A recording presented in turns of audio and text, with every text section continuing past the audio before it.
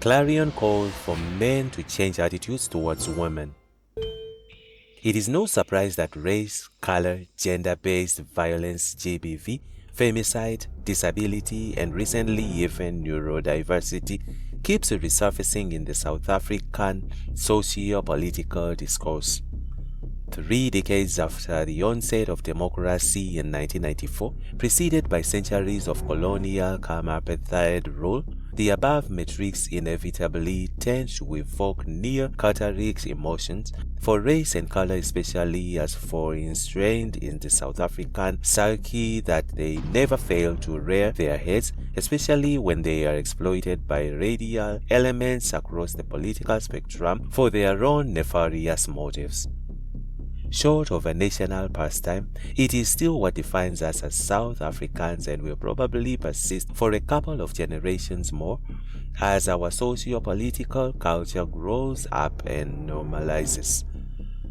When the above metrics are mixed by some bad actors with populist sentiments, jingoism, misogyny, ideology, and a misplaced sense of entitlement, aided and abetted by social media, when the toxicity quotient only serves to undermine the country's remarkable social cohesion, forged by the vision of Madiba and the comrades and underpinned by a commitment to truth and reconciliation, freedom and prosperity for all, and the inherent community-based ethos of Ubuntuism. But then the moral compass of South African society in general, despite being clobbered over the last decade through state capture, corruption, a cost of living crisis, and a range of metrics of shame, has always loomed much higher than its dictators.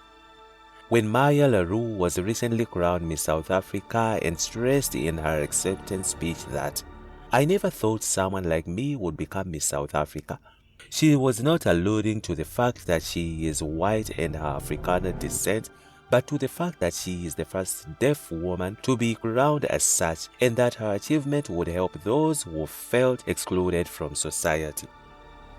Note that the prevalence of race in law is receding in democratic South Africa. According to the Index of Race Law in South Africa, monitored by the Institute of Race Relations 313, racial acts and parliament have been adopted since 1910, of which 116 have been adopted since 1994 and 141 are operative today. Most of the world assumes the racial acts of parliament came to an end in the 1990s. Race law has continued utilizing the same racial categories that were formally defined during the 20th century, added the IRR. It is bad enough for disability and its potentially oft-associated neurodiversity to be societal metrics and marginalization, especially in the workplace. It just adds another thread of inequality, of which South Africa is widely regarded by the World Bank and the OECD as the most unequal society in the world in terms of wealth, income, employment, and gender balance disparities.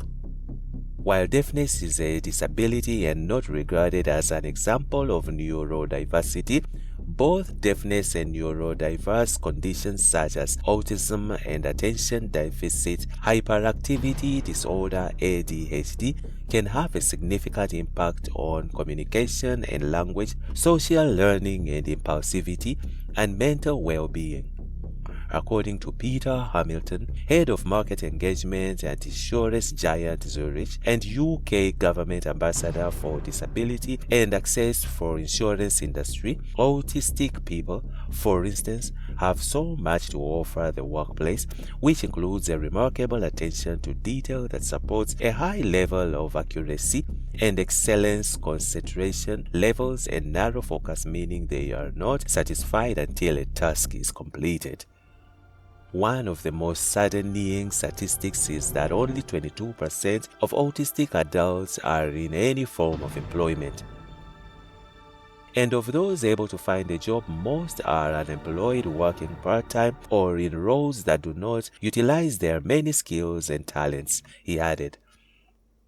while the judges at the Miss South Africa Jamboree should be commended for their perspicacity, the precursor to the very process was steeped in an ugly race and nationality controversy driven by the social media campaign which forced 23-year-old law student Chidima Adechina, born in South Africa to a Nigerian father and a Mozambican mother, to pull out of the competition following allegations that her mother may have stolen the identity of a South African woman. Even a cabinet minister questioned her right to represent the country. Never mind the fact that Ms. Adechina was an infant at the time of the alleged identity fraud. All this development coalesced around the time when the country observed Women's Day on August 9. President Ramaphosa was very eloquent in his address to the nation in further eulogizing the status of women under the Freedom Charter in its 70th year, the achievements under 30 years of ANC rule in the enhancing gender parity, and the ongoing effect of the country's colonial-cum-apartheid legacy.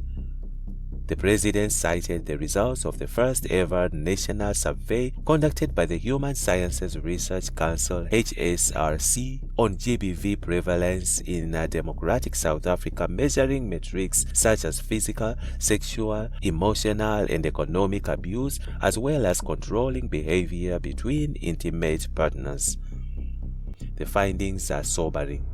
Over 7% of women aged 18 and older experienced physical or sexual violence in the past 12 months, which translates into the equivalent of 1.5 million women. 2. Around 13% of women who had ever been in an intimate relationship reported that they had experienced economic abuse at the hands of their partner. 3. Some 4% of men in a survey reported having perpetrated physical violence against a woman in the preceding 12 months, which translates to over 600,000 men. President Ramaphosa, in writing, reminding that South African women have a right to vote, the equal pay to equal work, and to equally before the law under both the Freedom Charter and the Constitution, but surely equally that they have an inalienable right not to be abused, harassed, exploited, subjected to GBV and femicide, a modus vivendi which seems to have worsened under the last 2 decades of ANC stewardship, fueled by a sense of entitlement, coercive behavior, misogyny, some customs, tradition, and attitude, especially relating to sex with adolescent girls, and therefore perpetuating the further marginalization of women, who after all form almost half of the population. The clarion call is that South African men must change their behavior and their attitudes towards their female compatriots. President Ramaphosa has called on South African men to make a pledge to be part of the solution to end GBV and femicide and to take responsibility to their actions. The GNU initiative marks more of men given the right to self-regulate their behaviors towards women, whereas the track record suggests that they have stubbornly failed to change their attitudes, and this issue, alas, may be a multi-generational challenge going forward. And that's it from Injibs Africa. Stay tuned to USA Political Updates.